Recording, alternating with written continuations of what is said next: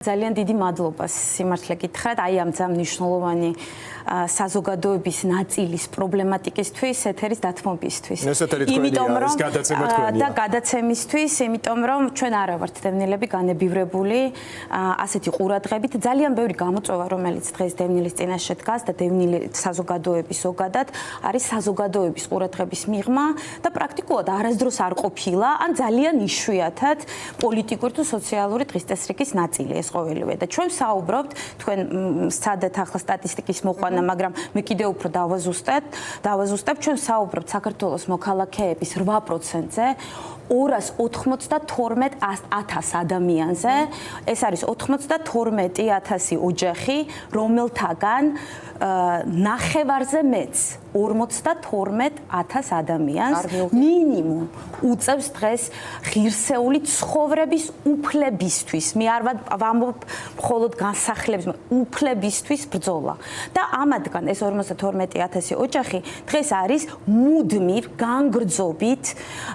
მოლოდინის რეჟიმში, რომელიც ხასიათდება ძალიან დიდი ტრავმატული გამოცდილებით. ამ 52,000 ოჯახისგან მე მინდა გითხრათ,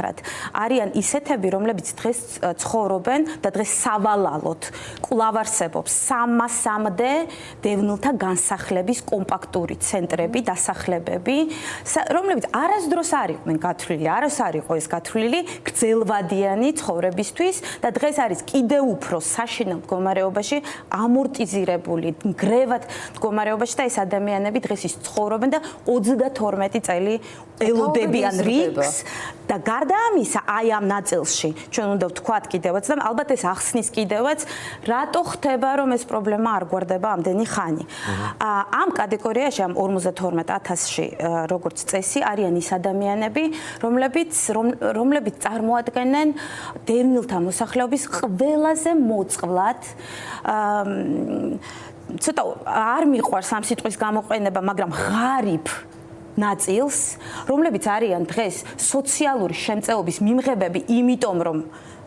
იმისთვის რომ ისინი გახდნენ პრიორიტეტულები ამ განსახლებისთვის, ეს არის ერთ-ერთი მთავარი კრიტერიუმი. და წლების განმავლობაში ისინი ამ სიღარიბის წრეში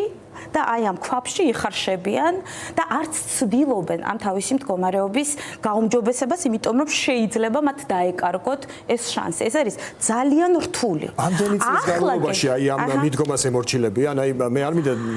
უხეშად გამომივიდეს, უბრალოდ მოდით რეალობას გავუსწოროთ თვალი, ეს გადაცემა იმისთვის არის, რომ ღიად ვილაპარაკოთ. აი მაგალითად ელისო იყო მისული რამდენიმე ჩასახლების პუნქტში და არ ვიცი, შიშის გამო თუ სხვა ფაქტორის გამო ადამიანებს არ უნდათ ტელეეთერით გამოჩერა. სხვათა შორის წინასაარჩევნოდ ჩემი სტუმარი იყო პაატა ზაქარიაშვილი და ასეთ ისტორიას მომიყვა, რომ მაგალითად დაბადების დღეზე რო იკრიბებიან ეს ადამიანები, ვინც ელოდება ახალ ბინებს, არ უნდათ რომ ფოტო გამოდაიღონ ტელევიზორთან თუ მაგალითად ტელევიზორში ფორმულა, TV პირველი მთავარი არხია ჩართული და ფოტოს გადასახებად იმეძერთავენ, რომ მე ვიღაცამ არ ნახოს, რომ აი თქვენ კრიტიკულ მედიას უყურებთ და ამიტომ ბინას არ მოგცემთ. ანუ ამდენი წლის განმავლობაში ეს მეთოდი რო რანაირად მუშაობს? სამწუხაროდ,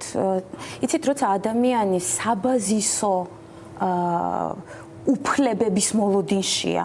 აი საბაზისო საჭიროების დაკმაყოფილება, აი ძალიან ელემენტარული, ეს არის განსახლება და ისე დევნილებისთვის სახის ფენომენი არის ძალიან მნიშვნელოვანი, იმიტომ რომ 32 წლის წინ ჩვენ დავკარგეთ ყველაფერი, დაიმსხრა ყველაფერი და ჯერ არ იყო ამაზე რა თქმა უნდა ორიენტირებული დევნილი და ცხოვრობდა იქ სადაც ცხოვრობდა და ყოველ წელს იმედით ელოდებოდა დაბრუნებას, მაგრამ შემდგომ უკვე ძალიან მნიშვნელოვანია რომ გქონდეს ელემენტარულად ის სივრცე, სადაც შეგიძლია იცხოვრო, განვითარდე, გარდაიცვალო და გაგასვენონ საიდანმე, ხო? აი ეს ერთი მომენტი და თქვენ სწორად ბრძანეთ, სწორედ რომ აი სწორედ ეს კატეგორია ადამიანების, რომლებიც აი ესე რუდუნებით და იმედით ელოდება დღეს განსახლების შესაძლებლობას, სერიოზული მანიპულაციის, შანტაჟის და ინსტრუმენტალიზების მსხვერპლია. ამ ხელისუფლებამ კიდევ უფრო გააღრმავა ეს პრობლემა, მაგრამ ყველა ხელისუფლების ხელში, იმიტომ რომ ისინი არიან წამოკიდებული აი ამ ანკესზე, რომ ნებისმიერი კრიტიკული აზრი ხელისუფლების წინააღმდეგ ყოველთვის იქნება, ასე ვთქვათ, შედეგად მოიტანს შენი შანსების ხო,